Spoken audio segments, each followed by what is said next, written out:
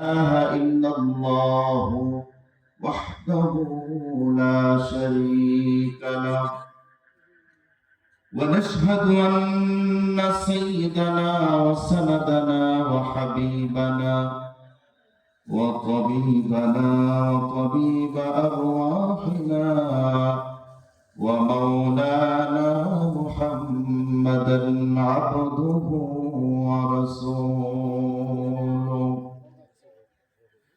الذي أرسل رسوله بالهدى ودين الحق بشيرا ونذيرا وداعيا إلى الله بإذنه سراجا وقمرا منيرا أما بعد فقد قال الله تبارك وتعالى في كلامه المجيد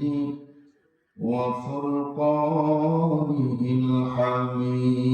الحميد সবাই আমার সাথে জবান খুলে পড়ুন আউযু বিল্লাহি মিনাশ শাইতানির রাজীম বিসমিল্লাহির রাহমানির রাহিম ওয়া মান ইউতি'িল্লাহা ওয়ার রাসূল فأولئك مع الذين أنعم الله عليهم من النبيين والصديقين والشهداء والصالحين عن ابن مسلم رضي الله تعالى عنه قال قال رسول الله صلى الله عليه وسلم واعلم أن الأمة لو اجتمعوا على أن ينفعوك بشيء لم ينفعوك إلا بشيء قد كتب الله لك ولو اجتمعوا على أن يضروك بشيء لم يضروك إلا بشيء قد كتب الله عليك رواه أحمد وقال تعالى في شان حبيبه ومحبوبه مخبرا وآمرا إن الله وملائكته يصلون على النبي يا أيها الذين آمنوا صلوا عليه وسلموا تسليما اللهم صل على سيدنا مولانا محمد وعلى آل سيدنا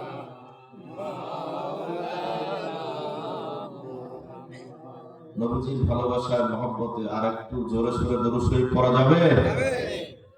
জবান খুলে মহব্বতের আওয়াজে পড়ি আল্লাহুম্মা সাল্লি আলা সাইয়্যিদিনা মাওলানা মুহাম্মদ ওয়া আলা আলি সাইয়্যিদিনা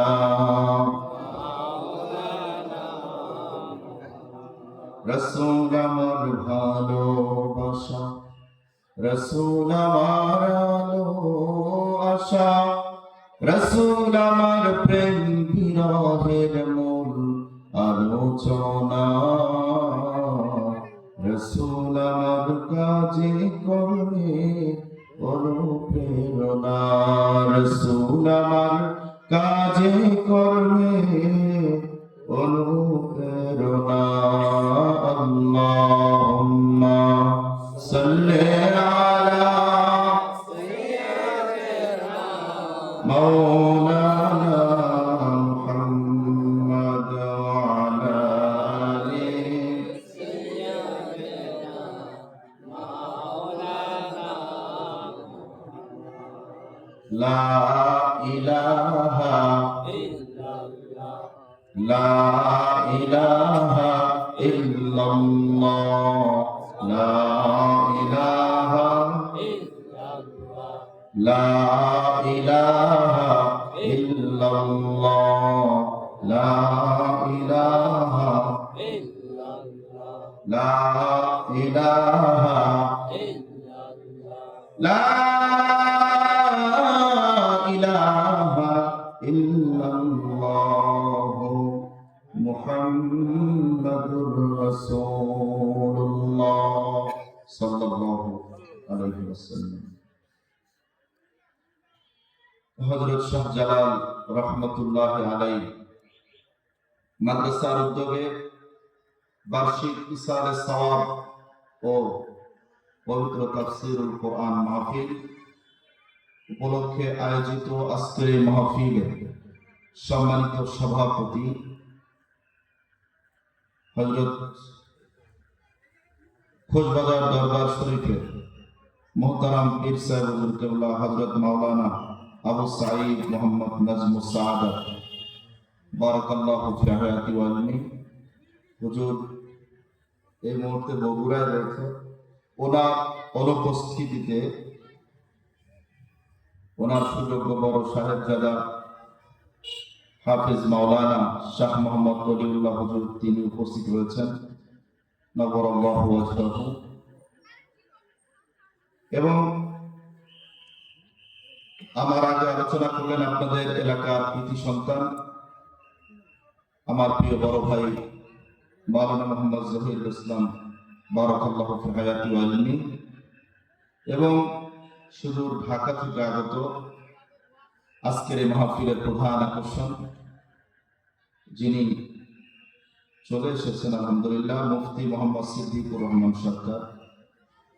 আপনার ধৈর্য সহকারে মাহফিলের শেষ পর্যন্ত বসে থাকবেন। এবং আজকের অনেক অতিথি রয়েছেন। প্রধান অতিথি বীর মুক্তিযোদ্ধা জনাব মোহাম্মদ মুস্তফা কামাল, সাবেক চেয়ারম্যান ১ নং রুহিয়া ইউনিয়ন পরিষদ। গেস্ট অফ অনার জনাব মোহাম্মদ আব্দুল জব্বার, জনাব মোহাম্মদ আব্দুল মালেক মানিক সহ আরো অনেকেই রয়েছেন, জনাব জহিরুল ইসলাম রিপন, জনাব মনিরুল হক বাবু এবং বিশেষ অতিথিবৃন্দ রয়েছেন। এবং আজকের মাহফিলের সার্বিক সহযোগিতায় রয়েছেন জনাব মোহাম্মদ নজরুল ইসলাম, রাশিদুল ইসলাম এবং নুর ইসলাম। অত্র মাদ্রাসার আজিজ তুলাবা মুদাররিসিন কিরাম, রুহিয়া এলাকা বিভিন্ন জায়গা থেকে আগত কোরআন প্রিয়, ইসলাম প্রিয় এবং রাসূল প্রিয় আমার ভালোবাসা মহব্বতের ভাইরা, পর্দার অন্তরালে অবস্থানরতা শ্রদ্ধা সম্মানিত আমার মা এবং বোনেরা, সকলের প্রতি আবারও আমি জান্নাতের সম্ভাষণ জ্ঞাপন করছি। আসসালামু আলাইকুম ওয়া রাহমাতুল্লাহি ওয়া বারাকাতুহু। আপনারা সকলে কেমন আছেন? ভালো রাখার মালিককে, সুখে দুঃখে সর্বাবস্থায় প্রশংসা হবে কার? আপনারা ভালো আছেন তো? আমি ভালো নাই। এই জন্য ভালো নাই, আমি এত দূর থেকে আসলাম, আমার সামনে তো কিছু মানুষ মোটামুটি থাকা দরকার ছিল, ঠিক কিনা বলেন? আমি মনে করি অত্র এলাকার যত ভাইরা রয়েছেন, তাও তো আমি খোঁজবাজার তো তাও কাছে আছে, ঢাকার যে মেহমান আসছেন তার আগে চলে আসেন, না হলে এলাকার বদনাম হয়ে যায়। আলেম ওলামা কোনো এলাকার প্রতি খারাপ দৃষ্টি দিলে সেই এলাকার ক্ষতি হয়ে যাবে। এজন্য আমি মনে করি অত্র এলাকার সমস্ত মুসলমান ভাইরা যারা যেখানে আছেন চলে আসুন। এই মুহূর্তের জন্য এই স্থানটি আল্লাহর হাবিবের ভাষায় এটা জান্নাতের টুকরায় পরিণত হয়েছে। তো আমরা সর্বাবস্থায় প্রশংসা করবো কার? কারণ আল্লাহ তাআলা আমাদেরকে এত এত বেশি নিয়ামত দিয়েছেন। এই নিয়ামতগুলোর শুকরিয়া করা আমাদের সারা জীবন যদি আলহামদুলিল্লাহ বলতে থাকি তাও শেষ করতে পারবো না, এত বেশি নিয়ামত আল্লাহ দিয়েছে। আমরা প্রত্যেক দিন একজন সুস্থ মানুষ 550 লিটার অক্সিজেন গ্রহণ করি। বাতাস থেকে। এই অক্সিজেন যে আপনি নিচ্ছেন প্রত্যেকদিন আল্লাহরে কয় টাকা দেন? দেন 1 টাকা? উল্টা জুমার দিন মসজিদে দান বাজগুলো সব সামনে দিয়ে গেলে যাইতেই থাকে খালি, 1 টাকা পড়ে না। দান বাজ চিন্তা করে এমন কিপটা লোকদের সামনে যাইতেছি, একটা লোক পকেটে হাত। কিন্তু এই লোকগুলো আবার যখন হাসপাতালে চলে যায়, যখন অক্সিজেন কিনে দিতে হয়, আইসিইউ যেটা বলা হয়, সেখানে কিন্তু অক্সিজেন নাকে লাগানো হয়। তো এই অক্সিজেন, আপনি যে অক্সিজেন ইউজ করছেন, ব্যবহার করছেন, এই অক্সিজেন যখন হাসপাতালে আপনি যাবেন, এটা কিনতে আপনার হাজার হাজার টাকা খরচ হয়ে যাবে। তো যে আল্লাহ তাআলা আপনাকে আমাকে এই অক্সিজেন বিনামূল্যে অফুরন্ত অক্সিজেন আমাদের জন্য দিয়েছেন, সেজন্য প্রশংসা হবে কার? আল্লাহ। কত নিয়ামত আল্লাহ দিয়েছেন। আজকে আমাদের 2 চোখ দিয়েছেন আল্লাহ, আমরা দেখতে পাচ্ছি। কান দিয়েছেন, শুনতে পাচ্ছি। যার চোখ নাই সে তো জানে চোখের কত কত দাম। তাকে যদি বলা হতো যে আপনি প্রত্যেকদিন দেখার জন্য সুযোগ দেওয়া হবে, আপনি 200 টাকা দিবেন, যে কোনো মূল্যে সে 200 টাকা কষ্ট করে হলো জমা দিয়ে চোখের পাওয়া নিত, কারণ তার দেখতে হবে। কিন্তু তার সুযোগ নেই, সে টাকা দিলেও আর দৃষ্টিশক্তি ফিরে পাচ্ছে। আর আল্লাহ আমাদেরকে কোনো বিনিময় ছাড়া এই যে আমাদের চোখগুলো দিয়েছেন, এজন্য প্রশংসা হবে কার? শুধু আমরা না, যারা জান্নাতে যাবে, জান্নাতে যাওয়ার পর সেই জান্নাতি মানুষগুলো জান্নাতে প্রবেশ করার পর প্রথম যে শব্দটা বলবে সেটাও হবে আলহামদুলিল্লাহ। কারণ হলো তারা ঢোকার পর ভাববে, দুনিয়ায় হুজুরের ওয়াজ করছিল যে ভালো আমল করলে, নেক আমল করলে জান্নাত পাওয়া যাবে। ওই সময় একটু সন্দেহ ছিল যে সত্য না মিথ্যা। অনেকের এরকম হতে পারে, যদি হয় তাহলে কিন্তু ঈমান থাকবে না। কারণ হচ্ছে জান্নাত জাহান্নাম সত্য, এটা বলেছেন কে? তো আল্লাহর কথার মধ্যে কোনো সন্দেহ রাখা যাবে না। কিন্তু যখন এই মানুষগুলো যারা দুনিয়ায় এত কষ্ট করলো, সারা জীবন নেক আমল করলো, এই মানুষগুলো যখন কিয়ামতের ময়দানে হিসাব নিকাশের পরে জান্নাতে যখন প্রথম পাটি দিবে, সঙ্গে সঙ্গে তাদের জবান থেকে প্রথম আওয়াজটি আসবে আলহামদুলিল্লাহ। কারণ হলো তার চিন্তা করবে, এত বড় জান্নাত, এত নাজ নিয়ামত আল্লাহ আমাদেরকে দিয়েছেন, এই জন্য তারা প্রথম শব্দটাই ব্যবহার করবে কি? আলহামদুলিল্লাহ। তো আমরা যে আজকে মাহফিলে আসতে পেরেছি, এই জন্য আমরাও কি বলবো? আলহামদুলিল্লাহ। জবান খুলে আকাশ বাতাস প্রকম্পিত করে সকলে একযোগে সমস্বরে কালিমাতু শুকর আদায় করছি। সকলে পড়ুন আলহামদুলিল্লাহ। লাখ কোটি দরুদ ও সালাম তার চেয়ে অনেক অনেক বেশি বিশ্ব সভার সভাপতি সরওয়ার কায়নাত ইমামুন নবিয়্যিন ওয়াল মুরসালিন সাইয়্যিদুল কাওনাইন ওয়াস সাকলাইন নবিয়ুনা ওয়া হাবিবুনা ওয়া শাফিউনা মুহাম্মাদুর রাসূলুল্লাহ সাল্লাল্লাহু আলাইহি ওয়াসাল্লাম। ভাইরা আমার, এই মাদ্রাসাটির নাম রাখা হয়েছে হযরত শাহজালাল রাহমাতুল্লাহ আলাইহি। তো মাদ্রাসার নাম দেখে আমার কাছে মনে হলো যে আমি ওলি আল্লাহগণের ব্যাপারে একটু আলোকপাত করি। কারণ বাংলাদেশে একদল মানুষ বের হয়েছে যারা ওলি আল্লাহগণের কথা শুনতে চায় না এবং ওলি আল্লাহগণের উল্টা বিরোধিতা করে, এবং হক্কানি যত দরবার আছে এগুলোর কথা শুনলে তাদের গায়ে জ্বালা ধরে যায়।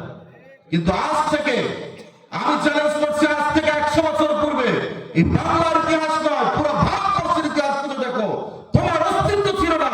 সেই সময় ওলি আল্লাহগণ নিজেদের টাকা খরচ করে বাড়িঘর ছেড়ে বিভিন্ন জায়গায় ঘুরে ঘুরে দ্বীন ইসলামের দাওয়াত তারাই বাংলাদেশে দিয়েছে।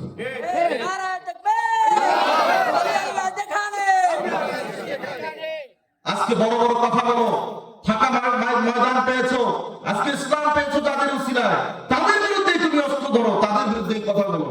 কিন্তু একটু চিন্তা করো না যে এই ভারতবর্ষ তো হিন্দুদের স্থান ছিল। এই দেশের মানুষ নামের আগে স্ত্রী দেখতো, মাথায় এদের টিকি ছিল, এরা ধুতি পড়তো। কিন্তু আজকে কাদের উসিলায় এই মানুষগুলো ইসলাম বুঝলো, কাদের উসিলায় আজকে মানুষগুলো দ্বীন পেল, তাওহীদ পেল, রিসালাত পেল, তাদের বিরুদ্ধেই তুমি কথা বলতেছো। আজকে থেকে বেশি দূর যাওয়া লাগবে না, যারা ওলি আল্লাহদের বিরুদ্ধে কথা বলো তোমরা তোমাদের দাদাকেই জিজ্ঞাসা করো, তাহলেই বুঝতে পারবা তোমার দাদা কোন ওলির সাথে সম্পর্ক রাখে। ঠিক না? আশ্চর্য ব্যাপার। আবার ওলি আল্লাহগণের যদি কারামত বলে সব কিসসা কাহিনী। নাউজুবিল্লাহ মিন যালিক। নেককার বান্দাদের মাধ্যমে আল্লাহ তাআলা যে অলৌকিক ঘটনাগুলো ঘটান, এতে কোনো সন্দেহ আছে? এগুলো বলে কিসসা কাহিনী। আচ্ছা বলেন তো, যেই লোকগুলো আজকে ওলি আল্লাহগণের এই ঘটনাগুলো নিয়ে কিসসা কাহিনী বলে, এই লোকগুলো আবার একদিন দেখবেন কোন নবী রাসূলের মুজিজা নিয়ে প্রশ্ন তুলবে।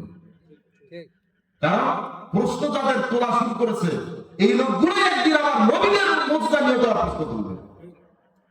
কারণ সমস্ত নবীগণের মুজিজাগুলো হাদিসে পাওয়া যায় না। এগুলো কিছু আছে রিওয়ায়াতের ভিত্তিতে, বিভিন্ন বর্ণনার ভিত্তিতে তাফসীরের কিতাবগুলোতে আসছে। সবগুলো হাদিসে পাবেন না। সুলাইমান সম্পর্কে মাত্র 3 থেকে 4টি হাদিস পাওয়া যায় হাদিসের কিতাবে, আর কোনো হাদিসেই নাই। অথচ ওনার জীবনী বিশাল একটা বই। এখন কি বলবেন আপনি বলেন? সব মিথ্যা। ভাইরা আমার, আমরা ওলি আল্লাহদের পক্ষে না বিপক্ষে? তবে হক্কানি ওলি আউলিয়াদের। কাদের? ভণ্ড না কিন্তু। আবার ওই ভণ্ডদের কারণে তো আজকে আমরা বিপদে পড়েছি। যারা দরবারের নামে, মাজারের নামে ভণ্ডামি করে, তাদের কারণে আজকে হক সিলসিলাগুলো বিপদে পড়েছে। তারা আজকে নাচ গান করে, মাজারে গিয়ে সিজদা দেয়, নানা ধরনের উল্টাপাল্টা কার্যক্রম করে। এই জন্য আজকে আমাদের বিপদ। কিন্তু সারসিরা দরবার, ফুরফুরা দরবার, খোঁজবাজার দরবার, এরকম সোনাকান্দা, ফুলতলি সহ বাংলাদেশের অসংখ্য হক্কানি দরবার আছে, যেখানে কোনদিন ইসলাম বিরোধী একটি কার্যক্রম পরিচালিত হয় না। না জেনে শুনে অযথা সমস্ত দরবারের বিরুদ্ধে বিষোদ্গার করা হয়। ঠিক কিনা বলেন? আমরা ওলি আল্লাহগণের পক্ষে, কারণ ওলি আল্লাহগণের পক্ষে আমার আল্লাহ তো আছে। সুবহানাল্লাহ। দলিল দেবো আমি, এমনিতে কথা বলবো না। ওলি আল্লাহগণের কারামত আজকে থেকে ঘটছে না, বহুত আগ থেকে। শাহজালাল রহমাতুল্লাহ নাম দেখে আমার মনে পড়লো যে উনি এসেছেন ইয়ামেন থেকে। কোথা থেকে? ইয়ামেন কিন্তু অনেক দূর, মধ্যপ্রাচ্যে। সেখান থেকে ইসলাম প্রচারের জন্য তিনি এসেছেন বাংলাদেশের সিলেটে। আসার সময় সেই জায়গার রাজার নাম ছিল গৌর গোবিন্দ। উনি সিলেট যদি কখনো যান, দেখবেন সুরমা নদী আছে একটি, সেই নদীটা উনি পার হয়েছিলেন। যেদিন উনি আগমন করবেন, রাজা গৌর গোবিন্দ বলল, সমস্ত প্রকার নৌকা এই নদীতে আজকে চলাচল করবে না। মানে ওনার প্ল্যান হলো, যদি নৌকা না থাকে তাহলে উনিও পার হতে পারবে না, এই জন্য নৌকা বন্ধ। কিন্তু নারায়ে তাকবীর, নারায়ে তাকবীর, প্রধান বক্তার আগমন, প্রধান বক্তার আগমন মাহফিলের পক্ষ থেকে নারায়ে তাকবীর। আলহামদুলিল্লাহ, আমাদের মাঝে আজকের মাহফিলের প্রধান আলোচক বক্তা সুদূর ঢাকা থেকে আমাদের মাঝে উপস্থিত হয়েছেন, বলি আলহামদুলিল্লাহ। ভাইরা আমার, ইয়ামেন থেকে এসেছেন। সুরমা নদী নৌকা বন্ধ করে দিয়েছে, পার হতে দিবে না। উনি যখন সুরমা নদীর সামনে দাঁড়ালেন, নৌকা বন্ধ হতে পারে, কিন্তু ওলি আল্লাহগণের আল্লাহর সাথে যে সম্পর্ক, এটা কোনো কিছু বন্ধ করে তাদের পাওয়ারকে বন্ধ করা যায় না। উনি সামনে দাঁড়ালেন, দাঁড়ানোর পর জায়নামাজ বিছায়া দিলেন। সেই জায়নামাজে 360 জন সহ বললেন, চোখ বন্ধ করো। চোখ বন্ধ করে একটু পরে বললেন, চোখ খোলো। সবাই চোখ খুলে দেখে সুরমা নদীর ওপারে পৌঁছে গেছে। ওলি আল্লাহগণের কারামত। শাহজালাল রহমাতুল্লাহের মাজার কি সিলেটে নাই? বলেন তো, এটা কি অস্বীকার করা যাবে? ওনাদের যে অবদান ছিল, ওনার কিন্তু আজকের লোক না। ওনার জন্ম কবে জানেন? 703 হিজরির ব্যাপার এটা। 703 হিজরি মানে আজকে থেকে প্রায় 700 থেকে 800 বছর আগের ঘটনা। তো ওনার কারামতকে অস্বীকার করা যাবে? খাজা মঈনুদ্দিন চিশতি রহমাতুল্লাহ আলাইহি ভারতের জমিনে ইসলাম প্রচারে যার অনেক বড় অবদান, অস্বীকার করা যাবে? ভাইরা আমার, এইবার আসেন কোরআন হাদিসে যারা যারা বুঝাইতে চায় যে ওলি আল্লাহগণের কথা কোরআন হাদিসে নাই, অথবা তাদের বিরোধিতা করার কারণ তো এটাই, মনে করে যে এই ব্যাপারগুলো মনে হয় নাই। আমি আপনাদের কাছে কিছু ঘটনা শোনাইতে চাই যেগুলো আসলে কোরআন এবং হাদিসের থেকেই শোনাবো, যে কোরআন হাদিসেই এগুলো আছে। এখন তাদেরই জবাব দিতে হবে যে ওলি আল্লাহগণের কথা কোরআনে আছে না। আমি আপনাদেরকে শোনাচ্ছি। ঈসা আলাইহিস সালামের মায়ের নাম কি? মারিয়াম আলাইহিস সালাতু। ওনার অনেকগুলো কারামত আছে, তার মধ্যে সবচেয়ে বড় কারামত হলো ওনার স্বামী ছাড়া আল্লাহ তাআলা ওনার সন্তানকে পৃথিবীতে পাঠিয়েছিলেন। আল্লাহ তাআলা যদি চান তো কোন ব্যক্তিকে পিতা মাতা ছাড়াও পাঠাইতে পারেন, মারও দরকার নেই। আদম আলাইহিস সালামের মাকে জানেন কেউ? জানবেন কিভাবে? ওনার মা আছে? মাও নাই, তো আদম আলাইহিস সালামের মাও নাই, বাবাও নাই, তাকে তো আল্লাহ পাঠিয়েছেন। সুতরাং মারিয়াম আলাইহিস সালাম তার সন্তান আগমন করেছে স্বামী ছাড়া, আশ্চর্য হওয়ার কিছুই নাই, কারণ এটা আল্লাহ তাআলাই ঘটিয়েছেন, ঠিক না? তো এই মারিয়াম আলাইহিস সালাম উনি থাকতেন বর্তমান যে বাইতুল মুকাদ্দাস, ওই পাশে একটা রুম ছিল, ওখানে উনি থাকতেন। ওনার খালুর নাম জাকারিয়া আলাইহিস সালাম, আল্লাহর নবী, উনি দেখাশোনা করতেন। মাঝে মাঝে রাতের বেলা মারিয়াম আলাইহিস সালাম ওনার ঘরে প্রবেশ করলে গিয়ে দেখতেন ওনার সামনে নতুন নতুন খাবার দাবার ফলমূল হাজির হয়ে যেত। উনি বলতেন, আন্না লাকি হাদা, হে মারিয়াম, আমি তো এই খাবারগুলো তোমাকে দেই নাই, তোমার সামনে এত চমৎকার খাবারগুলো কোথা থেকে আসলো? ক্বালাত হুয়া মিন ইনদিল্লাহ, তিনি জবাব দিতেন, এই সমস্ত খাবার আমার আল্লাহ পাঠিয়েছেন, আল্লাহর পক্ষ থেকে। বন্ধ ঘরের মধ্যে আল্লাহ পাক জান্নাতি খাবার পৌঁছায় দেয়। এই যে ব্যাপারটা ঘটেছে, এটা হলো কারামত। কারণ পৃথিবীতে কোনোদিন কোন নারী নবী হন নাই। মারিয়াম আলাইহিস সালাম কি নবী? কারণ কোন মহিলাই নবী না। তো মারিয়াম আলাইহিস সালাম কি তাহলে বলেন? এখন আল্লাহর ওলি, উনি একজন ওলি, আল্লাহর প্রিয় বান্দী ছিলেন। তো ওনার দ্বারা এই কারামত যে ঘটছে, এখন বলেন এটা কোথায় আছে? এটা কোরআনে আছে। এখন বলেন অস্বীকার করা যাবে? ওলির কথা আমরা খুঁজেই পাই না। এরকম একটা নয়, দুইটা নয়, অসংখ্য ঘটনা কোরআন কারীমের মধ্যে আছে যাদেরকে ওলি হিসাবে সাব্যস্ত করা হয়।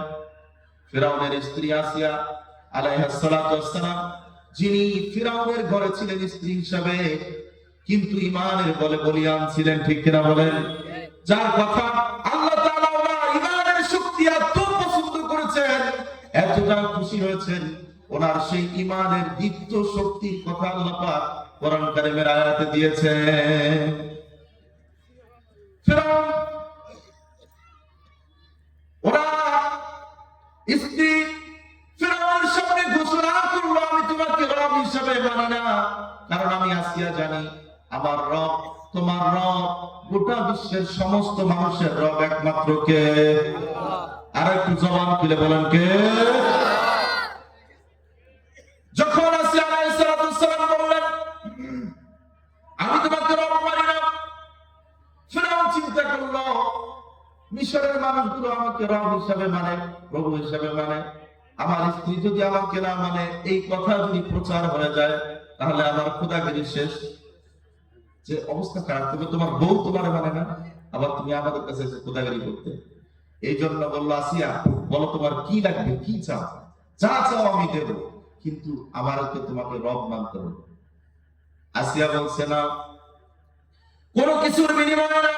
আমি আসিয়া যেহেতু সত্যের সন্ধান পেয়েছি, আমি যেহেতু জানতেই পেরেছি আমার রবকে আল্লাহ, যেহেতু আমি জানতে পেরেছি, কোন কিছুর বিনিময়ে না, কোন বিনিময়ে আমি গ্রহণ করব না।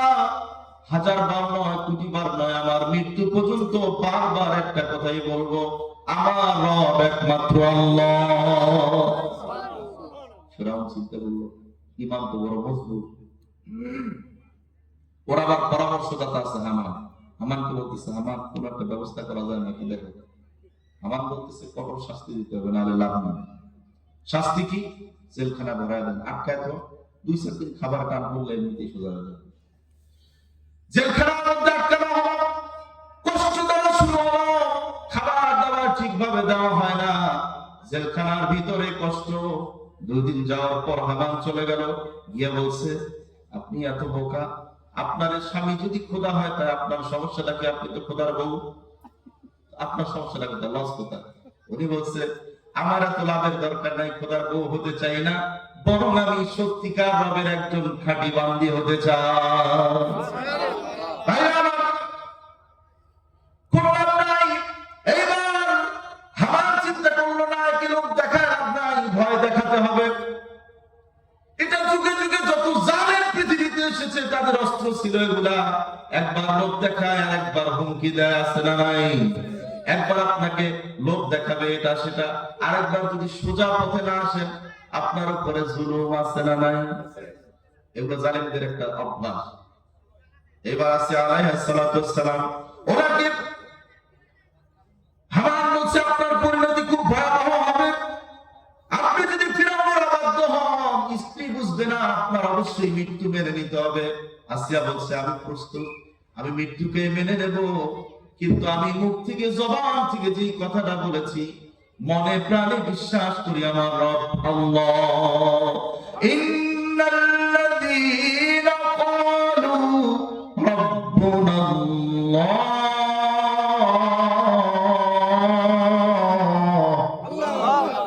আরেকটু জবান খুলে বলেন ثم استقاموا تتنزل عليهم الملائكة ألا تخافوا ولا تحزنوا وأبشروا بالجنة التي كنتم توعدون।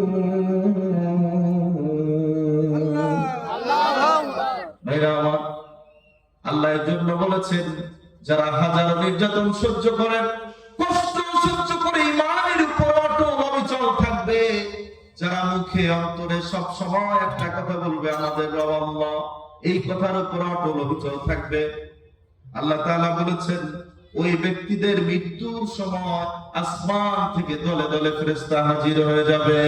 সুবহানাল্লাহ। ভাইরা আমার, আসিয়া আলাইহিস সালাতু ওয়াস সালাম তেমনই একজন বান্দি, ওনার উপরে এরকম হুমকি দেওয়া হচ্ছে কিন্তু কোনো কথাই কাজে আসে না।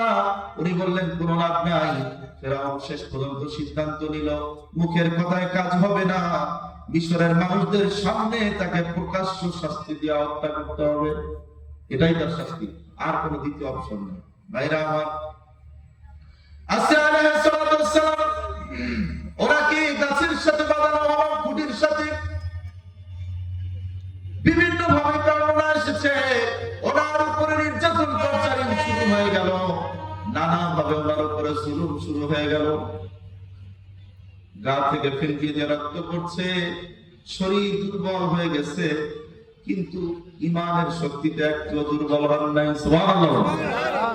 ভাইরা আমার, ওই সময় উনি জানেন একটু পরে আমার মৃত্যু হয়ে যাবে, একেবারে মৃত্যুর আগ মুহূর্তে উনি আল্লাহর কাছে ফরিয়াদ করলেন, আল্লাহ গো তোমার ভালোবাসায়, তোমার প্রেমে, তোমাকে শুধু রব মানার কারণে আজকে যদি তোমাকে রব না বলতাম, দুনিয়ায় আমি অনেক টাকা পয়সার মালিক, কারণ আমি ফেরাউনের স্ত্রী, আমার কোনো কষ্ট হতো না, টাকা পয়সার কোনো অভাব হতো না, দুনিয়ায় আমি ভালো থাকতে পারতাম, কিন্তু আমি এগুলো কোনো কিছুই চাই নাই, শুধুমাত্র তোমার ভালোবাসা চেয়েছি, তোমার নেকবান্দি হতে চেয়েছি।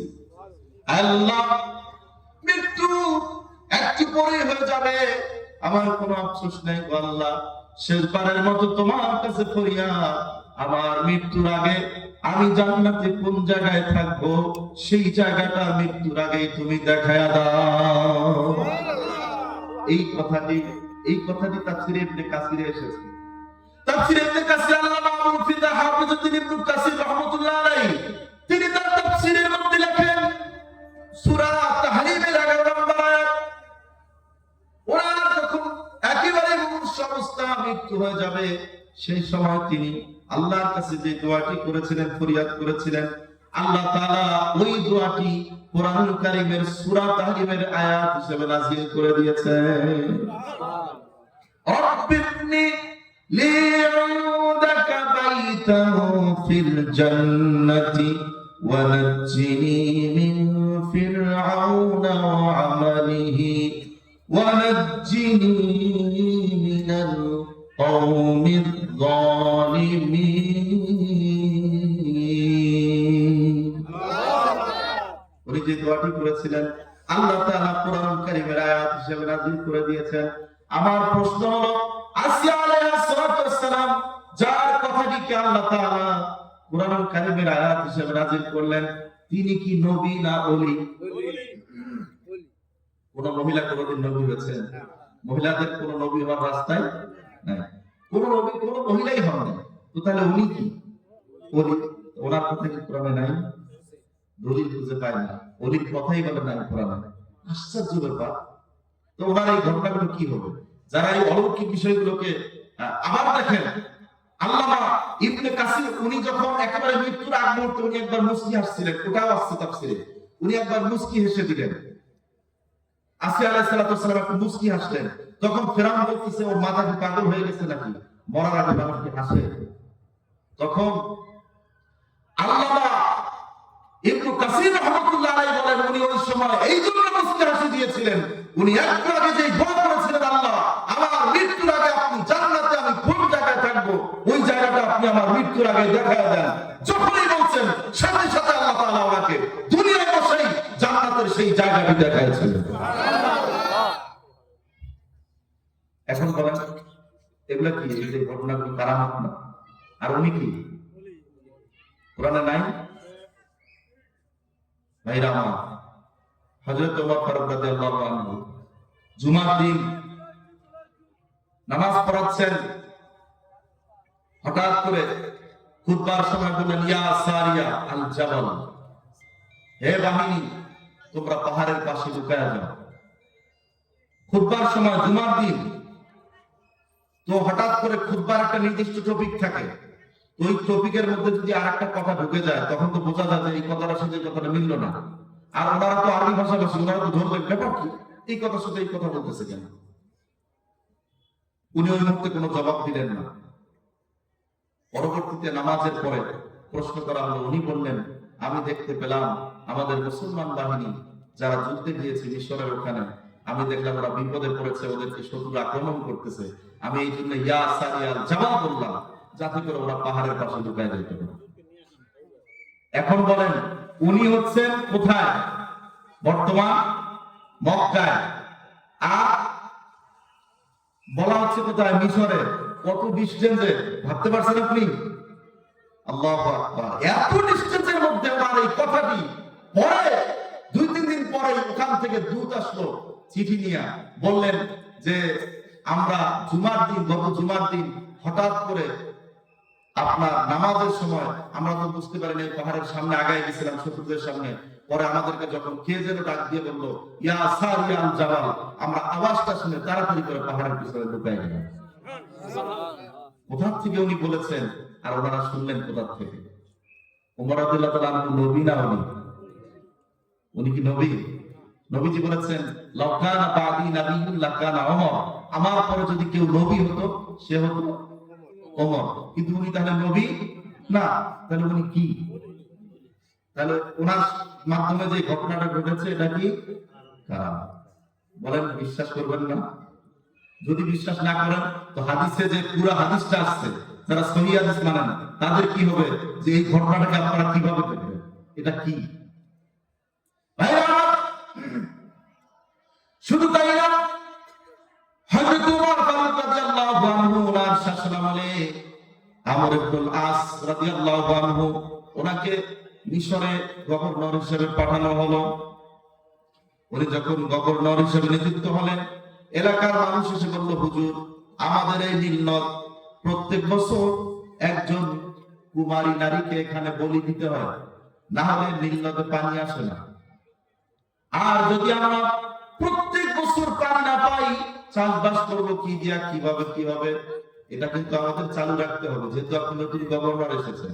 উনি বলতেছে ইসলাম বিরোধী এরকম কর্মকাণ্ড আমার দ্বারা চালু রাখা যাবে না। ওনাদেরকে ওই মুহূর্তে বুঝ দিয়ে পাঠায় দিলেন, সোজা চিঠি লিখলেন ওমর রাদিয়াল্লাহু তাআলার কাছে যে আমি এরকম একটা বিপদে পড়েছি, আর আমি একজন নবীর সাহাবী হয়ে কিভাবে একজন মানুষকে কোরবানি করবো একটা নদীর মধ্যে, আর আমার বিশ্বাস কিভাবে হয় যে মানুষকে বলি দিলে সেখানে পানি আসবে? আমরা তো এটা বিশ্বাস করি না, আমরা বিশ্বাস করি পানি দেওয়ার মালিককে। তো এখানে আমরা এটা কেন বিশ্বাস করবো? তো উনি চিঠি লিখলেন ওমর রাদিয়াল্লাহু তাআলার কাছে, পুরো ঘটনাটি লিখে দিলেন। উনি চিঠি পাওয়ার পর, আমি এটা আকীদাতুন নাসাবের মধ্যে ঘটনাটি আসছে, কারামাতুল আউলিয়ায় হাত বলে এই ব্যাখ্যায় লিখেছিলেন।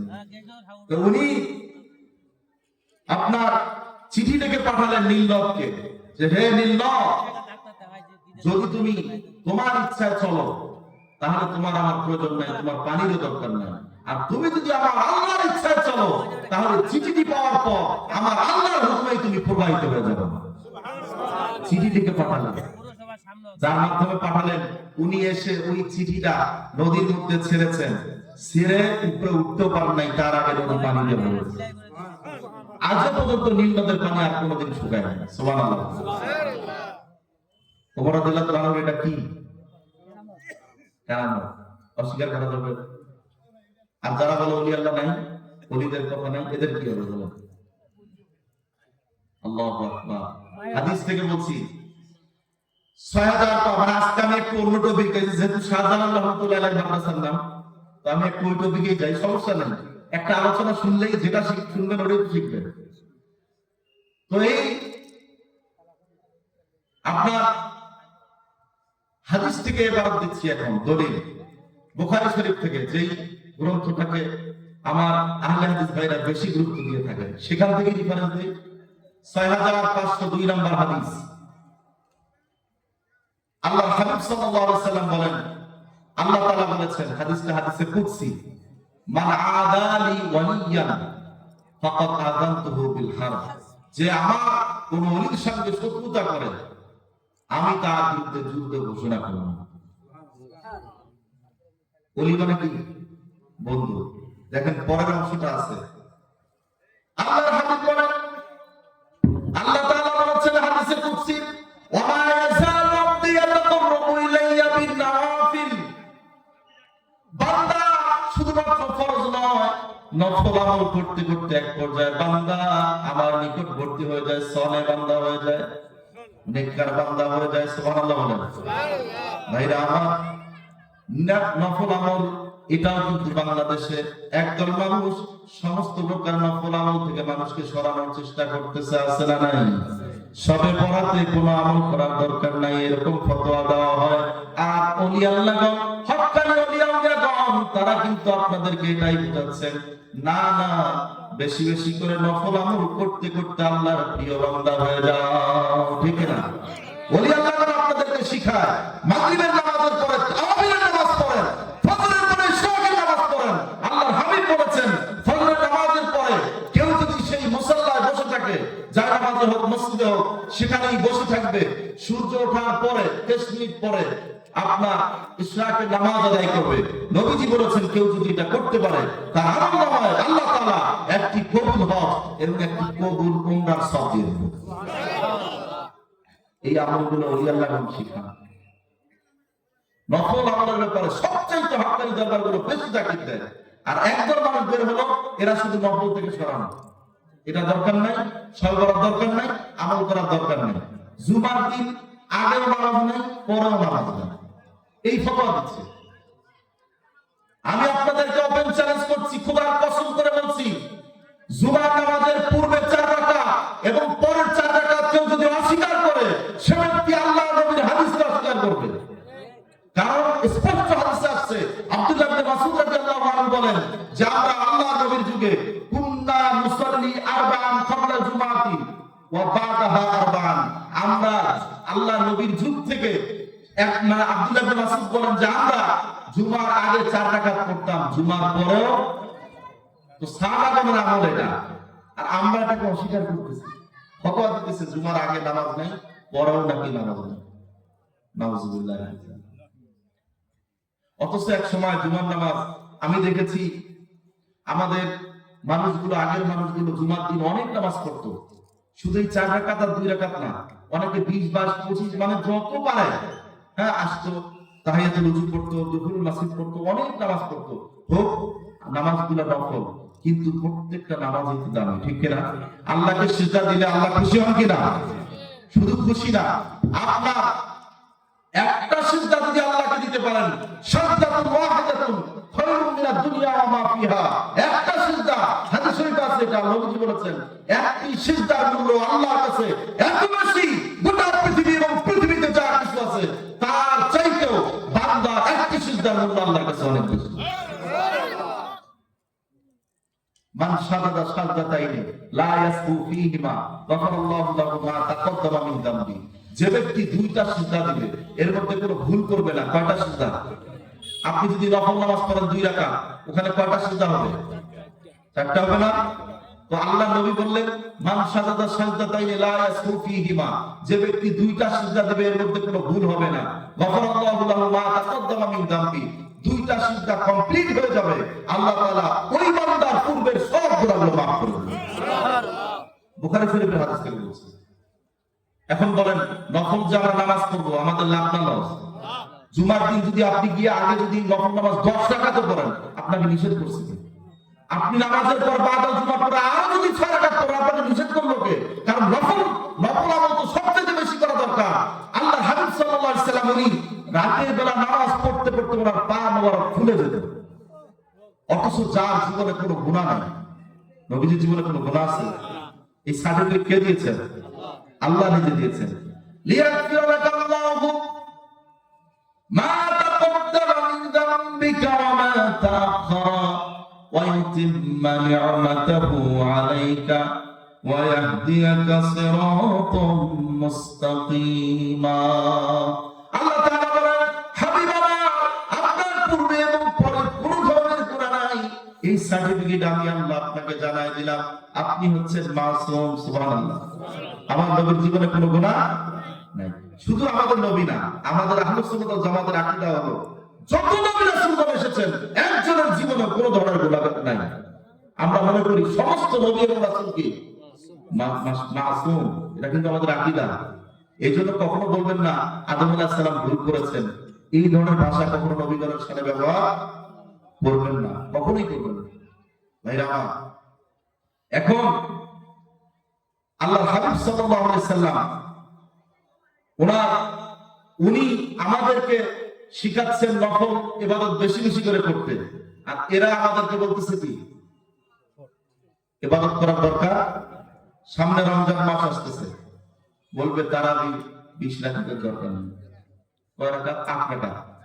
আর একদম 2-4 বছর পরে বলবে যে বাগদান 4 রাকাত করলেও হবে। তারপরে 2-4 বছর যাওয়ার পরে বলবে 2 রাকাত করলেও হবে, পড়লেই হবে। এরপরে কোনো না করলেও হবে। কেন?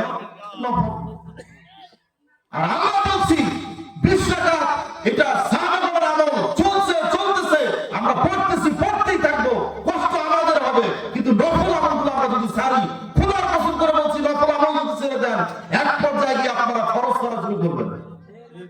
এটা কিন্তু মারাত্মক খারাপ জিনিস।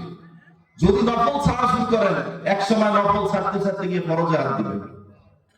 আমাদের উচিত হলো ফরজ তো করবই, সাথে কি করব? নফল আমলগুলো করবেন। ওলি আল্লাহগণের আলোচনা করতেছি আমি। ওলি আল্লাহগণ কোনদিন নফল আমল ছাড়েন? শুধু নফল, মুস্তাহাব পর্যন্ত ছাড়েন। আপনি খুঁজে দেখেন নিসারুদ্দিন রহমাতুল্লাহ আলাইহির জীবনী, আপনি ফুলবাজার বড় হুজুরের সাথে যারা ছিলেন ওনাদের মুখে একটু শুনে দেখবেন হুজুরের আমল কেমন ছিলেন, উনি কিভাবে চলতেন। আমি ওনার খাদেমের মুখে শুনেছি হুজুর প্রত্যেকদিন শেষ রাতে উঠে একটা দিনের জন্য তাহাজ্জুদ মিস হতো না। আপনি নফল আমল থেকে দূরে সরায় দেন। নবী করিম সাল্লাল্লাহু আলাইহি ওয়াসাল্লাম ওনার জীবনে কোনো গুনাহই নাই, আর উনি নামাজ পড়তে পড়তে পা মোবারক ফুলে যেত। আয়েশা রাদিয়াল্লাহু আনহা বলেন, ইয়া রাসূলুল্লাহ, আপনার জীবনে কোনো ধরনের গুনাহই নাই, আপনি তো মাসুম নিষ্পাপ, এরপরও কেন এত কষ্ট করে রাত জেগে জেগে কেন দাঁড়িয়ে দাঁড়িয়ে সালাত আদায় করেন? আপনার তো পা মোবারক ফুলে যাচ্ছে। নবীজি বলেন, আয়েশা রে, আল্লাহ তাআলা আমাকে এত নিয়ামত দিয়েছেন এবং আমাকে নবী এবং রাসূল হিসেবে প্রেরণ করেছেন, আফালা আকুনা আবদান শাকুরা। আয়েশা, আমি কি শুকরগুজার বান্দা হব না? আল্লাহ যে আমাকে এত নিয়ামত দিলেন, আমি কি সালাত আদায় করব না? আচ্ছা, এখন বলি আপনাকে, রাসূল সাল্লাল্লাহু আলাইহি ওয়াসাল্লাম যখন কখনো সফরে বের হতেন, বাসায় 2 রাকাত নামাজ পড়ে বের হতেন। এগুলো সহিহ হাদিস, ওনারা নফল আমল করতে দেয় না, কিন্তু হাদিসগুলো আবার সহিহ মানে। এগুলো যে সহিহ, এটার খবর কি? মানে আপনার সহিহ হাদিস খোঁজেন, তো আমাদের বিরুদ্ধে হাদিসগুলো কি সহিহ নাকি? আমাদের পক্ষে যে সহিহ হাদিসগুলো, সেগুলো কোথায় আপনার? আল্লাহ হাবিব সাল্লাল্লাহু আলাইহি ওয়াসাল্লাম যখন কোথাও বের হতেন সফরে, উনি বাসায় 2 রাকাত নামাজ পড়ে বের হতেন। সফর থেকে যখন ফিরে আসতেন, তখন আল্লাহর শুকরিয়া করে আরো 2 রাকাত নামাজ পড়তেন। এই হাদিসগুলো খুঁজে পান না সহিহ হাদিস, যে উনি কত কত বেশি আমল করতেন। আর আল্লাহ তাআলা আমাদেরকে সৃষ্টি করেছেন ইবাদতের জন্য, ইবাদত কমানোর জন্য, বাড়ানোর জন্য। ওয়া খালাকাতুল জিন্না ওয়াল ইনসা ইল্লা লিয়াবুদুন।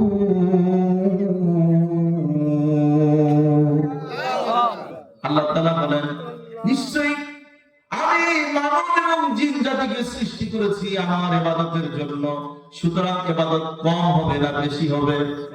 আল্লাহ বলতেছেন আমি ইবাদতের জন্য সৃষ্টি করেছি। আর যারা বলতেছে এটা লাগবে না ওটা লাগবে না, কমায় দাও, ছেড়ে দাও, এরা আমার শুধুমাত্র আমার বিরুদ্ধে না, এরা স্বয়ং আল্লাহ তাআলার বিরুদ্ধেও কথা বলছে। কি বুঝতে পারছেন তো? আল্লাহ বলতেছেন আমি ইবাদতের জন্য বানাইছি, এরা বলতেছে লাগবে না। কি বুঝলেন ভাইরা আমার? আজকে একটু দালিলিক আলোচনা করি, কারণ একটু ফেতনা আছে তো। কয়েকদিন পর রমজান আসতেছে, দেখবেন যেগুলো নিয়ে ঝামেলা আছে। 2-1 আবার মনে করে যে 8 টাকাত পড়লে যেতে হয়, তাহলে আর থাকে লাভ কি? 2-1 আবার 8 টাকাত করে আসতে আসতে কিছু দিতে নাই ওনার আর খবর নেই। সুযোগ নেওয়ার আছে না? এরকম অনেকে সুযোগ নেয়, মনে করে যে 8 টাকাত পড়লেও যেতে হবে, তাহলে যাই, 8 টাকা তো হয়ে গেল। জুমার দিন আমরা সালাম ফিরাতেই পারি না। বাদাল জুমাতে 4 রাকাত আছে, কমপক্ষে 4 রাকাত সুন্নতে মুআক্কাদা, এটার খবরই নাই। সালাম খালি ফিরানো শেষ, নাই দৌড়, মুনাজাত ফিরিয়ে দৌড়। কি আশ্চর্য ব্যাপার!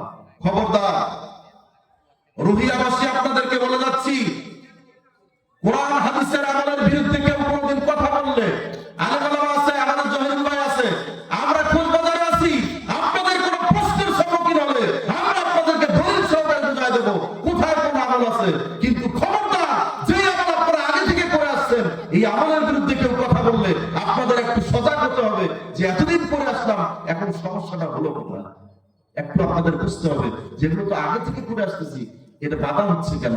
মানে হচ্ছে আপনাকে আমল থেকে সরাই দিল। বুঝতে পারছেন? আমরা নফল আমলের পক্ষে না বিপক্ষে? আমল কম করবো না বেশি করবো? মাথায় যেন এটা থাকে।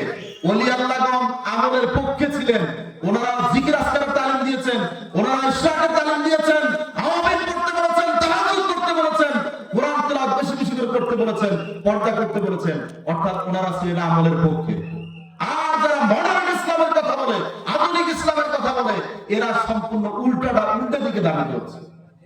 ইসলাম কখনো আধুনিক হয় না, ইসলাম কোরআন হাদিসে যা ছিল তাই আছে। আপনি আধুনিক হতে যায়, ইসলামকে আধুনিক বানাতে যায় না, ঠিক না? ইসলাম কি কোনো কিছু চেঞ্জ করা যাবে? একটু জিকির করে লা ইলাহা ইল্লাল্লাহ,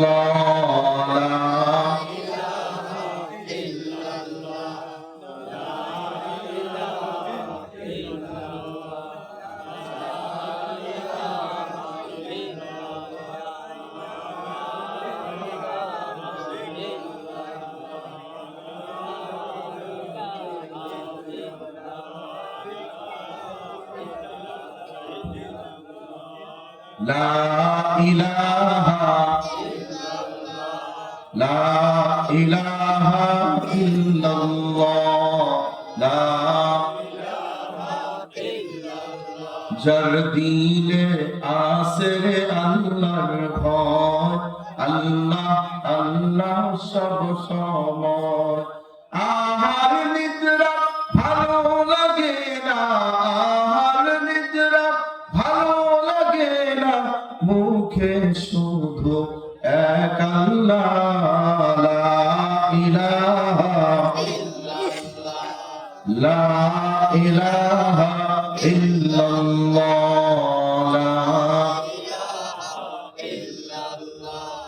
লা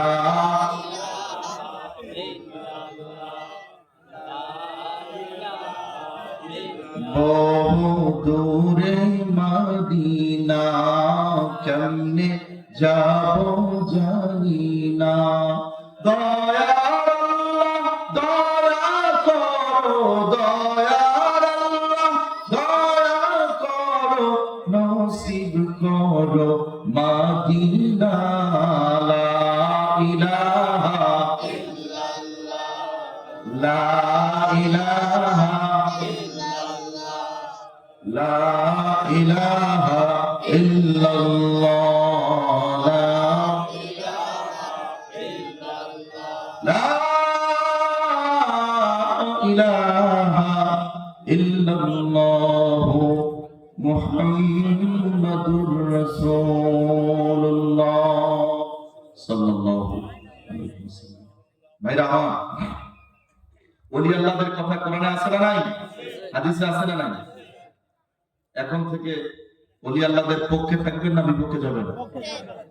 তবে শর্ত হলো হক্কানি ওলিয়া উলিয়া গেলে সারসিনা যান, খোঁজবাজার যান, যেখানে দেখবেন যে কোনোদিন পর্দার খেলাপ হয় নাই, যেখানে দেখবেন মাজারে কোনোদিন সিজদা দেওয়া হয় না, যেই দরবারগুলোতে কোনোদিন গান বাজনা হয় না, সেগুলো জায়গায় যাবেন। আপনার একটা বিবেক তো আছে, পরিবেশ দেখলে তো বুঝবেন যে এই জায়গার মাহফিলে আমি আসলাম, কোন ইসলাম বিরোধী কোনো কাজ দেখি নাই, এই দরবারটা ঠিক আছে। আরেক জায়গায় যাবেন, ওখানে গিয়ে দেখবেন নারী পুরুষ সব এক জায়গায়। আবার কয় মনের পর্দা বড় পর্দা। কোন পর্দা আপনার, যে আপনি আল্লাহ তাআলা বলতেছে যে নারী পুরুষ আলাদা ভাবে থাকতে, আপনি এক জায়গায় যায় কোন পর্দা চালাইছেন আপনি? আজ গভীর কথা। ভাইরা আমার, কোরআন কারিমে ওলি আল্লাহদের কথা 15 পারা 18তম সূরা কোরআন কারিমের সূরা কাহাফ। কি নাম? সূরা কাহাফ। এখানে একটি ঘটনা আছে। বাদশা দাকিয়ানুস ওনার আমলে উনি সমস্ত প্রজাদেরকে বাধ্য করেছিলেন মূর্তি পূজা করার জন্য। একজন ওনার দরবারের একজন কর্মচারী উনি দাঁড়ায় বললেন, আমার দ্বারা মূর্তি পূজা করা সম্ভব নয়, তো তুমি কি করতে চাও? আমি এক আল্লাহকে রব হিসেবে মানি। কোথায় বলেছেন কথাটা জানেন? বাদশার দরবারে বসে। উনার দেখা দেখি বাদশাটা অবাক হয়ে গেছে, এত বড় সাহস! আমার প্রভাবে একজন মানুষ কথা বলার সাহস পায় না, আমার দরবারে দাঁড়াই আমার বিরুদ্ধে কথা বললো এবং এক আল্লাহর ঈমানের ঘোষণা দিল। কি আশ্চর্য ব্যাপার! এই কথা যদি প্রচার হয়ে যায় তাহলে তো আরো মানুষ ঈমান গ্রহণ করবে। উনি বললেন, তোমার পরিণতি কি হবে জানো? কথা বলতে বলতেই আরো একজন দাঁড়ায় বললো যে আমিও এক আল্লাহকে বিশ্বাস করি। এরকম করতে করতে 7 জন যুবক হয়ে গেছে। কয়জন? 7 জন। ওনাদের প্রভাব প্রতিপত্তির কারণে ওই মুহূর্তে বাদশাহ, উনি তো রাগ হয়ে গেছেন যে এদের সবগুলোকে এখনই মারবো, ফাঁসি দেব। ওনার যে দরবারের পরামর্শ, ওনারা বললেন না, যদি ফাঁসি দিতে যান হিতে বিপরীত হয়ে যাবে, এটা যখন প্রচার হয়ে যাবে ওরা তো মারা যাবে, কিন্তু এই কথা যখন প্রচার হবে সব জায়গায়, তখন অনেক মানুষ দলে দলে কালিমা পড়ে মুসলমান হয়ে যাবে। তাহলে বুদ্ধি কি? বুদ্ধি একটু ঠান্ডা মাথায় চুপ করে থাকেন, দেখা যাক আমরা কি করা যায়। ওই রাতের বেলায় ওই 7 জন যুবক ওখান থেকে পালায় গেছে, আটকা রাখছে যেখানে, ওখান থেকে পালায় গেছে। ব্যাপার হলো ওই যে পাহারাদার ছিল যে যুবক, উনিও ঈমান আনছে, উনি এই জন্য ছেড়ে দিয়ে ওনাদেরকে বের হওয়ার জন্য পাঠায় দিচ্ছে। তো এই যে যুবক চলে গেলেন, কেন বলতেছি এরা ব্যাপার আছে। যুবকেরা চলে গেলেন, যাওয়ার পর কোথায় থাকবেন? ওই এলাকায় যেখানেই থাকবে সেখানেই তো মানুষ ধরায় দেবে, এটা সরাসরি হয়ে গেছে। ওখান থেকে পার হয়ে ওই এলাকার সীমানা পার হয়ে বহুত দূরে চলে গেলেন। ওনারা যে এলাকাটায় গিয়েছিলেন সেই এলাকাটা বর্তমান তুরস্কে পড়েছে। কোথায়? ওখানে ওখানে যে আসহাবে কাহাফ যে গুহাটা, ওটাকে চিহ্নিত করে রাখা হয়েছে। তো ওনারা ওখানে গেলেন, অনেক উঁচু পাহাড়ের উপরে, ওখানে উঠলেন, সাথে কিছু শুকনো খাবার ছিল, এগুলো নিয়ে ওখানে গেছেন। জানেন না যে ওনাদের কপালে কি আছে, কিন্তু ওই যে জালেম বাদশা, তার থেকে বাঁচার জন্য চলে গেলেন। সাথে একটি প্রশিক্ষিত কুকুর ছিল। এই কুকুরটিও তাদের সাথে চলে গেছে। কুকুর কিন্তু মানুষ ভক্ত, প্রভু ভক্ত বেশি। মানুষ অনেক সময় আল্লাহকে চেনে না, প্রভুকে চেনে না, কিন্তু কুকুরকে যদি ঠিকভাবে লালন পালন করে খাওয়ান, কুকুর কোনোদিন আপনার সাথে বেঈমানি করবে। ভাইরা আমার, ওই কুকুরটাও সাথে সাথে চলে গেছে। যাওয়ার পর এই যুবকগণ গুহার মধ্যে প্রবেশ করলেন। এদিক থেকে দাকিয়ানুস বাদশাহ যেই বাহিনী আছে তারাও খোঁজাখুঁজি শুরু করলো। ওই 7 জন গেল কোথায়, কই গেল, যেভাবে ওদেরকে খুঁজে আনো, ধরো। এই এরা খোঁজাখুঁজি শুরু করলেন। যাওয়ার পর বাহিনীর যে প্রধান, উনি কিন্তু ঠিকই চলে গেছেন, কারণ মানুষকে জিজ্ঞাসা করছেন এদিক দিয়ে কি কাউকে যাইতে দেখছো 7 জনকে একসাথে? ওনারা বলতেছে হ্যাঁ দেখছিলাম তো, একটু আগে দেখছিলাম এদিক দিয়ে গেছে 7 জন। তো কোথায় গেছে? তো তারপর আর জানি না। এরপরে আর বলতে আর একজন আবার ওদিক দিয়ে ছাগল চড়াইতেছে। উনি আবার বলতেছে আমার মনে হয় যে এই পাহাড়ের উপরে উঠছে, আমি যতটুকু জানি এই দিকে উঠছে। তখন বাহিনীরা উপরের দিকে উঠলো। ওঠার পর ওনারা যে গুহায় যে লুকাইছিলেন, ওই লুকানোর পর এই বাহিনী যখন, সেনাপতি যখন প্রথম ওখানে ঢুকবে, ঢোকার সাথে একটা ভয়ঙ্কর একটা আওয়াজ আসলো। উনি লাফ দিয়ে বের হয়ে কি রে, এটা কি, এটা কি, ভয় পেয়ে গেছে। তখন ওনাদের সন্দেহ হলো যে এখানেই আছে, কিন্তু এটা কি, মানে আমাদেরকে ভয় দেখাচ্ছে কেন, ঢুকতে পারতেছে না। কারণ ওনাদেরকে রক্ষা করবেন কে? আল্লাহ যদি কাউকে রক্ষা করে, পৃথিবীর কেউ তার ক্ষতি করতে পারবে? এই হাদিসটাই আমি সর্বপ্রথম বলছিলাম। আল্লাহর হাবিব সাল্লাল্লাহু আলাইহি ওয়াসাল্লাম বলেন, গোটা বিশ্বের মানুষ মিলে যদি আপনার কোনো উপকার করতে চায়, আল্লাহ যদি আপনার জন্য সেটা না লিখে রাখেন, পৃথিবীর মানুষ মিলেও আপনার কোনো উপকার করতে পারবে? আর যদি গোটা বিশ্বের মানুষগুলো মিলে আপনার কোনো ক্ষতি করতে চায়, কিন্তু আল্লাহ যদি আপনার ক্ষতি লেখেন নাই, গোটা মানুষগুলো মিলেও আপনার কোনো ধরনের ক্ষতি করতে পারবে? এটা মুসনাদে আহমদের মধ্যে হাদিসটা আছে, আন্নাল উম্মাতা লাউ ইজতামাউ আলা আন ইয়ানফাউকা বিশাইইন লাম ইয়ানফাউকা ইল্লা বিশাইইন ক্বাদ কাতাবাল্লাহু লাক। আপনার জন্য আল্লাহ যা লিখে রাখছেন এর বেশি কিছুই করতে পারবে না। সব মানুষ যদি মিলে যায়, আর আল্লাহ আপনার জন্য কোনো ক্ষতি না চাইলে, সব মানুষ যদি মিলে আপনার ক্ষতি করতে চায়, কোনো ক্ষতি করতে পারবে না আমার আল্লাহ যদি আমার কোনো ক্ষতি না করে। ঠিক না? এই জন্য বাদশাহ বলতেছে তুমি কেমন সেনাপতি, গুহা ঢুকতে ভয় করো কেন? উনি বলতেছে ওখানের ব্যাপারটা কি, আপনি একটু ঢুকে দেখেন। যে আপনি আমার প্রশ্ন করেন, আপনার এত সাহস, আপনি একটু ঢোকেন। বাচ্চাটা খুব, এটা কোনো ব্যাপার হলো? উনিও ঢুকছে, ঢোকার পর উনিও ভয় পেয়েছে। ওখানে আল্লাহ তাআলা ফেরেশতা দিয়ে সেট করছে, এমন ভয়ঙ্কর একটা আওয়াজ দিছে, উনিও বের হয়ে লাফ দিয়ে বের হয়ে আসছে। বের হয়ে বলতেছে আসলে তো এখানে কি ব্যাপার, কি দেখছেন আপনি? কিছু দেখতে পারেন, আওয়াজ পাচ্ছি, তাতে তো ভয় পেয়েছি, দেখবো কি ভিতরে কি আছে না আছে তাও জানি না, কিন্তু এটা কি? বলতেছে কি থাকবে না তো জানি না, হয়তোবা ওরা 7 জন এখানে পালাইছে, এই মুখটা আটকায় দেয়। ওনারা করলেন কি, পুরাপুরি একবারে পুরো শক্ত করে, একবারে সিমেন্ট জাতীয় ওনাদের যুগে যা ছিল ওইভাবে একবারে শক্ত করে মুখটা আটকায় দিল, একেবারে শক্ত করে। পরে আর গুহাটা খুঁজে পাওয়া যায় না, অনেকদিন পরে এখন চিহ্নিত করা হয়েছে তুরস্কে। এই ঘটনাটি আবার কেন আসলো জানেন? ঘটনাটি কোরআন আসলো কেন? আল্লাহর হাবিব সাল্লাল্লাহু আলাইহি সাল্লাম যখন মদিনায় গেলেন হিজরত করে, মক্কার কাফেররা চিন্তা করলো আমরা তো তাকে ঠেকাইতে পারলাম না, এখন তো মদিনায় যাচ্ছে। আর মদিনার মানুষগুলো তো সব আগে থেকে প্রস্তুত যে মুহাম্মদ সাল্লাল্লাহু আলাইহি সাল্লাম আসার সাথে সাথেই আমরা কালিমা পড়ে মুসলমান হয়ে যাব। মদিনার মানুষগুলো ভালো, নরম মনের মানুষ। এখনো মদিনার মানুষ ভালো, এখনো মদিনার মানুষ ভালো। আমি মদিনার মানুষের সাথে কথা বলেছি, ওনাদের চলাফেরা আচরণ এখনো খুব সুন্দর, নরম প্রবৃত্তির মানুষ। তোমরা এই মক্কার কাফেররা মদিনার ইহুদিদেরকে বলল তোমরা মুহাম্মদ সাল্লাল্লাহু আলাইহি সাল্লামকে প্রশ্ন করবা 3টা, যাতে করে এই জবাবগুলো সে সহজে দিতে পারবে না। বিশেষ করে আসহাবে কাহফের যে ঘটনাটা, এটা অনেক আগে, রাসূল সাল্লাল্লাহু আলাইহি ওয়াসাল্লামের আগমনের অনেক আগে ঘটনা, এটা প্রায় ১,৫০০ বছর আগের ঘটনা। তো ওনারা চিন্তা করলো যে এই এত আগের ঘটনাটি এটা উনি বলতে পারবে না, কারণ এটা ওদের ধারণা হলো তো এটা কোনো জাদুকর বা কোনো গণকের দ্বারা এত আগের ঘটনাকে উদ্ধার করা সম্ভব না, সুতরাং পারবে না। কিন্তু ব্যাপারটা কি, উনি কি মানে ওনার নিজের থেকে কিছু বলেন নাকি আল্লাহ জানায় দেন? রাসূল সাল্লাল্লাহু আলাইহি ওয়াসাল্লাম যখনই কোনো সমস্যায় পড়েছেন সমাধান দিয়েছেন কে? আল্লাহর হাবিব সাল্লাল্লাহু আলাইহি ওয়াসাল্লাম ওনাকে যখন আবু জেহেল মেরাজ নিয়ে প্রশ্ন করলো, তুমি রাতের বেলায় কিভাবে বাইতুল হারাম থেকে মসজিদ আকসা পর্যন্ত গিয়েছো? এটা আমরা বিশ্বাস করি না, ইম্পসিবল।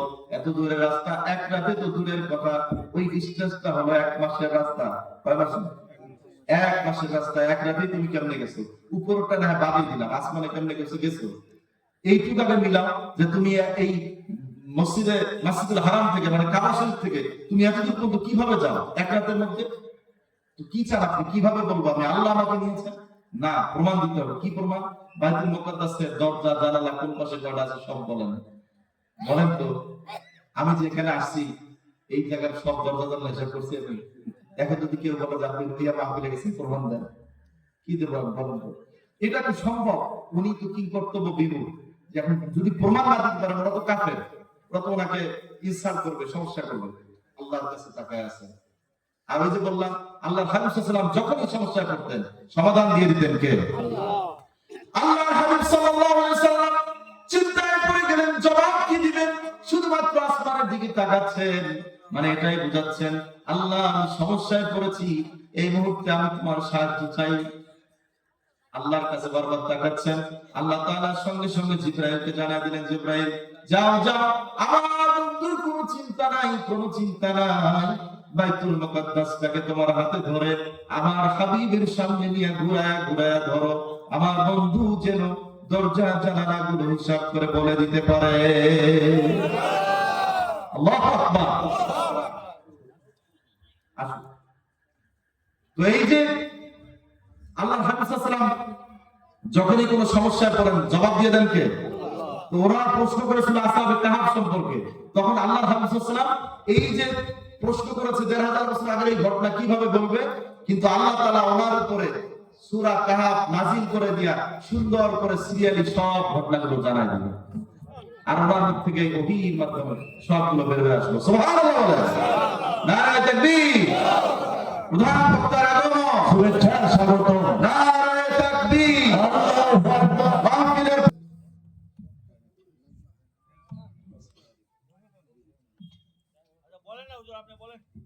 আমি শেষ করে দেই। কোথায়? গুহাতে ভিতরে। এনারা কি করছেন? বাহির দিয়া আটকায় দিচ্ছেন, মানে মরে বরফ ভিতরে। আর আল্লাহ কি করতেছে? আল্লাহ ওই যে আমি বললাম আল্লাহ চাচ্ছেন যে আমার এই বান্দাগুলোকে আমি হেফাজতে রাখবো। ভিতরের মধ্যে আছে এরকম করে আল্লাহ তাআলা ওনাদের সাথে যেহেতু বাইরে আটকানো হয়েছে, ওনারা এই ব্যাপারগুলো কিছুই বুঝতে পারে নাই। কারণ যখন ভিতরে প্রবেশ করেছে সঙ্গে সঙ্গে আল্লাহ তাআলা ওনাদের মধ্যে সাকিনা তৈরি করে দিয়ে ঘুমের ভাব এনে দিয়েছেন। একজন একজন করে 7 জনের ভিতরে ঘুমায় পড়েছেন। ওই যে কুকুর সাথে ছিল সেটা আবার মুখের মধ্যে পা ছড়ায় দিয়ে সেটাও ঘুমায় পড়েছে। সবগুলো ঘুমের মধ্যে আল্লাহ তাআলা রহমতের ঘুম দিয়ে দিয়েছেন। সবাই ঘুমের মধ্যে, এরা বাইরে আটকাচ্ছে, তাদের কোনো সমস্যা নেই, সবাই ঘুমায় পড়েছে।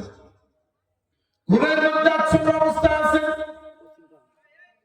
এইভাবে করে একদিন, 2 দিন, 3 দিন এই যে বান্দাগুলো, এই বান্দাগুলো কিন্তু ওই যে ওখানে চলে গিয়েছে শুকনা খাবার, এই মুহূর্তে পৃথিবীর কারো সাহায্য তারা চায় নাই, শুধুমাত্র একজনের কাছে সাহায্য চেয়েছেন, তিনি কে?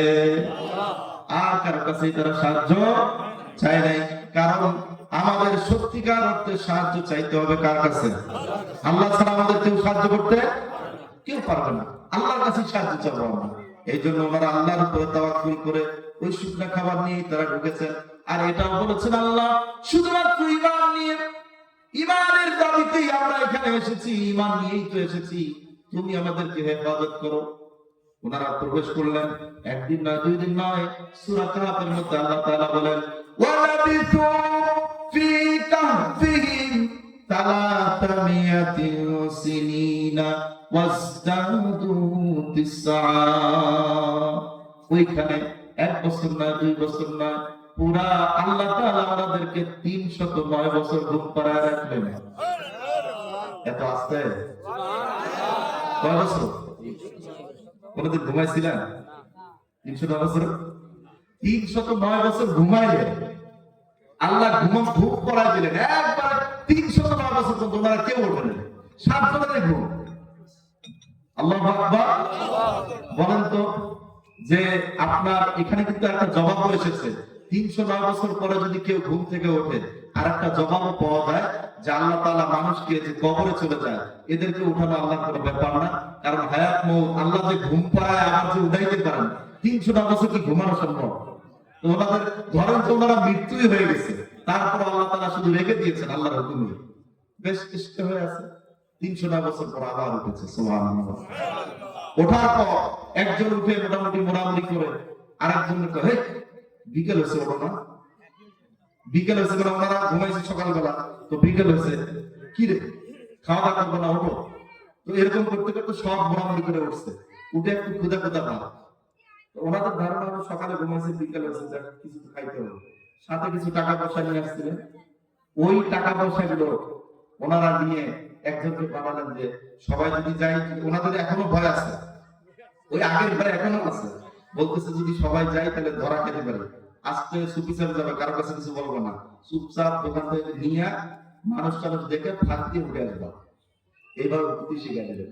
তো উনি নিচে চলে গেলেন, যাওয়ার পর ওই লোক নিচে নামার পর উনি চতুর্পাশে তাকায় দেখেন এগুলো তো আগে ছিল না, এগুলো কি, রাস্তাঘাট এত সুন্দর হয়েছে, এই জায়গাতে একটা গাছ ছিল, গাছটা কই, মানে উনি হিসাব মিলাতে পারতেছেন না।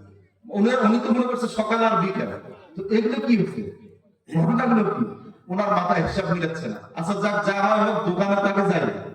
তো একটু আগায়া একজন জিজ্ঞাসা করছে ভাই দোকান কোথায়, তো উনি দোকান দেখায় দিচ্ছে, ওই দোকানে গেছে। যাওয়ার পরে ওই সময়কার যে দাম, যেভাবে জিনিস কিনছে আগে, ওই সিস্টেমে উনি কথাবার্তা বলতেছে, আবার মালটা কিনতেছে, কেনার পর টাকা যখন দিছে, দোকানদার টাকা নিয়ে বলতেছে এই টাকা কেন, এই টাকা কেন, কি ভাই এই টাকাই তো চলে, মানে উনি তো আবার বুঝতেছেন ব্যাপারটা। ওনাদেরকে যে আবার আল্লাহ 309 বছর ঘুম পাড়াইছেন, ওনারা বুঝতেছে না, ব্যস্ত এখানেই লাগছে, ওনারা নিজেরা বুঝতেছে না। তো বলতেছে এই টাকা মানে আমরা সকালের টাকা, এটা আমরা নিয়ে আসলাম, তো এখন কি হচ্ছে, ওই টাকা তো এখন চলবে না, এটা বহু টাকার টাকা। কি কোন আপনি সকালে নিয়ে আসলাম, বিকেলে বহু টাকা হয়ে গেল, এটা আজকে থেকে অনেক আগে বাদশা ছিল, বাদশা ডাকিয়ার তার আমলের টাকা, এই টাকা আপনারা পাইলেন কোথায়? নিশ্চয়ই আপনি কিন্তু আগের টাকা কোনো খনি পেয়েছেন।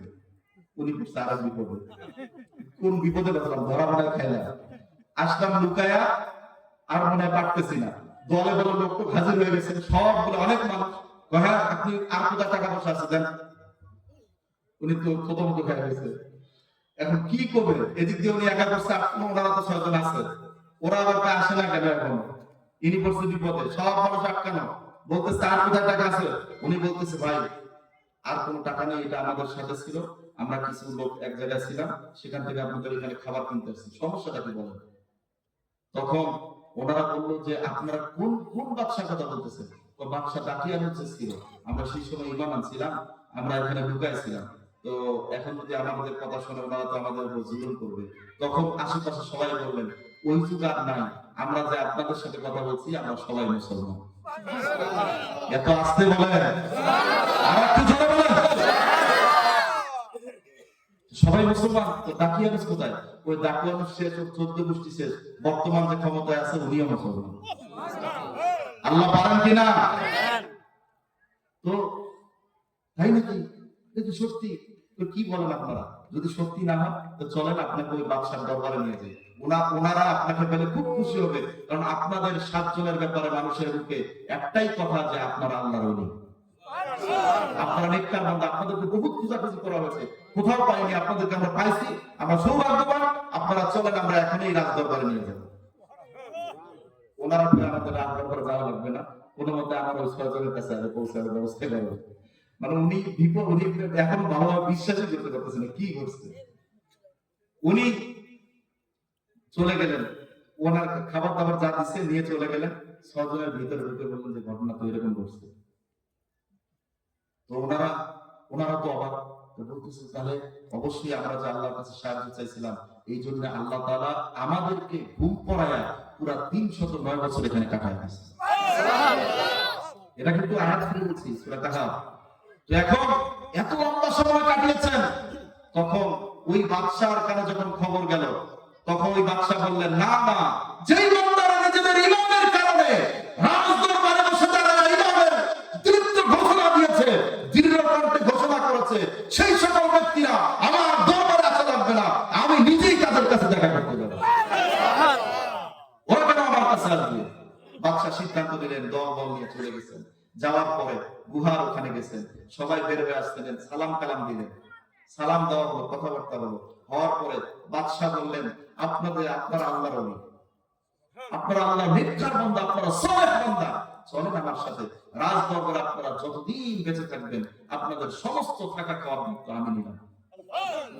ওনারা বললেন, না না, দুনিয়ার কোন রাজভোগের জন্য আমরা যদি এই দুনিয়ার প্রাপ্তির কোন চিন্তা করতাম, তাহলে তো আমরা এই গুহায় এসে পাইতাম না, ওই রাজ দরবারে বসে আমরা সেই দিন প্রকাশ্য তাওহীদের ঘোষণা দিতাম না। দুনিয়ার কোনো কিছু চাওয়ার জন্য আমরা এটা করি নাই, আমরা করেছি একমাত্র আমাদের আল্লাহর জন্য।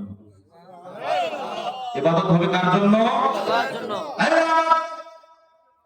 বাদশা এই কথা বলার পর ওনারা বললেন, না না, আমরা কোথাও যাব না, বরং যে আল্লাহ তাআলা আমাদেরকে জালিম বাদশা থেকে হেফাজত করায়া একদিন নয়, 2 দিন নয়, পুরা 309 বছর ঘুম পড়ায় রাখলেন, আমরা সকলে মিলে সেই আল্লাহর কাছে চলে যেতে চাই।